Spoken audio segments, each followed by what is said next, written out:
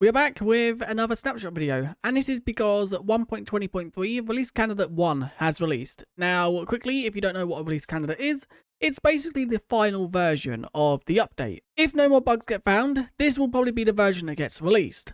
Now, the patch notes for this version haven't actually been released yet, but the version is out.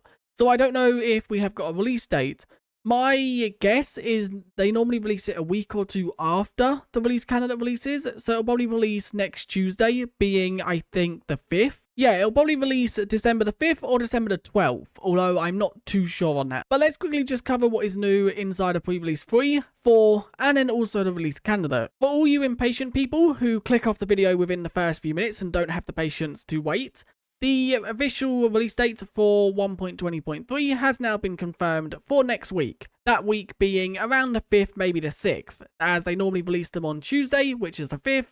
Sometimes they do release them on Wednesday, depending on if they are busy or not. Around Tuesday or Wednesday, I will have a video on my channel showcasing everything new in 1.23, so make sure to subscribe so you don't miss that. Now, I'm currently outside of experimental toggles, but there was a bug where you could summon the wind charge even though you wasn't in experimental toggles for 1.21. As you can see, the wind charge will no longer show up if you don't have the experimental toggle enabled. And as you can see, we are now with the experimental toggle enabled, and you can see the wind charge is now here to obviously be summoned. And okay, I didn't actually know if you punch it, it explodes. A few other things, copper doors were not in the doors tag. So anything that uses that tag, you wouldn't be able to use copper doors for, but that is now no longer the case and they are now within that tag. And this is the same for copper trapdoors. Copper trapdoors were not within the trapdoors tag. Well, that has now been fixed and they are now included within the tag. There were some inconsistencies with breaking copper doors with lower than stone tools. I think some versions wouldn't drop the item. They now all should drop the item. All the actual normal versions and all the waxed versions. And this is obviously the same with the trapdoors. So basically any copper blocks should now drop using stone tools. And then the final thing for copper doors and trapdoors, they had the wrong blast resistance. So I don't know if it was too low or too high, but their blast resistance should now be correct. I have also just placed down all the doors here, so let's quickly just test the blast resistance of them, and TNT will break them. I think that's because it actually broke the block it was on. So let's quickly just try, maybe if we put like obsidian as the floor so it can't break the block under it, will it still destroy the door? Let's see if that is the case, and TNT, yes, as you can see, it does destroy the door. So it doesn't destroy it from 5 blocks away, so I think the blast resistance of it, that's 4 blocks away. So the TNT has to be within about 3 blocks for it to destroy the door, I think. No, okay, that was 3 blocks away, so it has to be within 2 blocks maybe.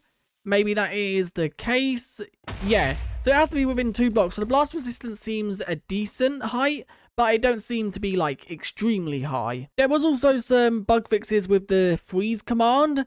The freeze command has been fixed, so if you was to actually freeze the game when you was to pick up an item, so as the pickup animation was being played, it would cause the item to desync where it was actually located within the world.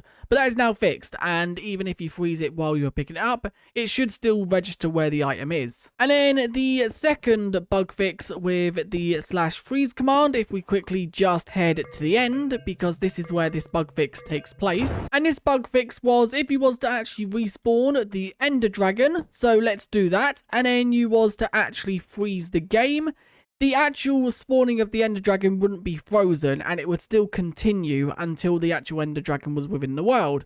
But as you can see, I have frozen the game and the actual beams have stopped animating.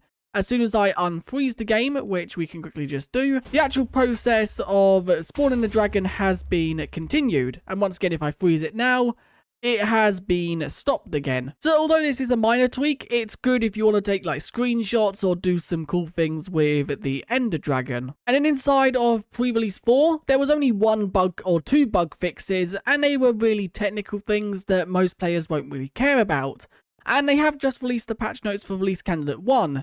And inside of this update, they have confirmed the update will drop next week if they don't find any game-breaking bugs, and it's kind of rare that they do. They have also confirmed that this will be the last release candidate, once again if they don't find any bugs. If they do release a release candidate 2 or 3, I probably won't cover them, as they'll probably only include like 1 or 2 bugs if that. So we should see 1.20.3 fully released next week, which is really cool. Once again, I will have a video next week covering what this update includes, as it is quite confusing with the whole 121 cycle as well, as this update won't officially include any 121 features. For anyone who wants to know the bugs in pre-release 4, as you can see, /return executed with an advancement reward function globally discards all subsequent commands.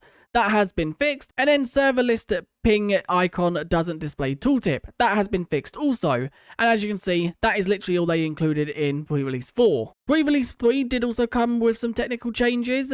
As you can see, world resource packs, the only up to 20 server resource packs are cached. I don't know if that's what that means, but if you do, then that's something that has been changed. And then there was also some bug fixes, which they're not really anything too major. It's just something with ignored being misspelled. And then also there was server resource pack settings disabled no longer override by required resource pack. And then inside of release candidate 1, which released today, there has been disparity between the read/write logic of the explosion packet.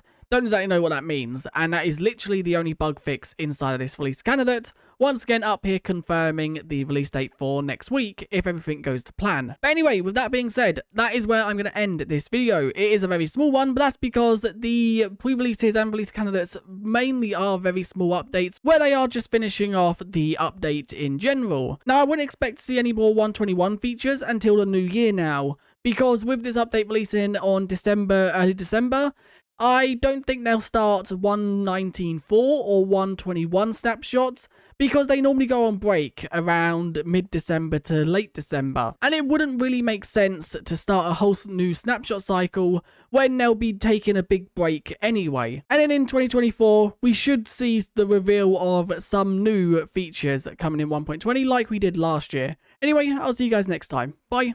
One quick thing that I want to mention at the end of the video, because it's not really snapshot related, but Minecraft Legends, every time you actually load up the launcher now, the Minecraft launcher, it pops up with this: Minecraft Legends biggest update is here. Now, Minecraft Legends has had a huge update. This is the update they showed off at Minecraft Live, where it adds rideable frogs, witches. I don't exactly know what else it has added, because I kind of got bored of Minecraft Legends within the first few weeks it actually got added. I just thought I'd mention this because if you did play Minecraft Legends or you own it, and you are considering going back to it, they have just released a big update to it, so maybe try it out. The update is free, so you don't need to pay anything additional on top of Minecraft Legends. If you own the game, then the update is there for you. And they do also have a trailer, which you can see on the screen, and it's on the Minecraft Legends. I'm not going to bother linking it in the description or anything.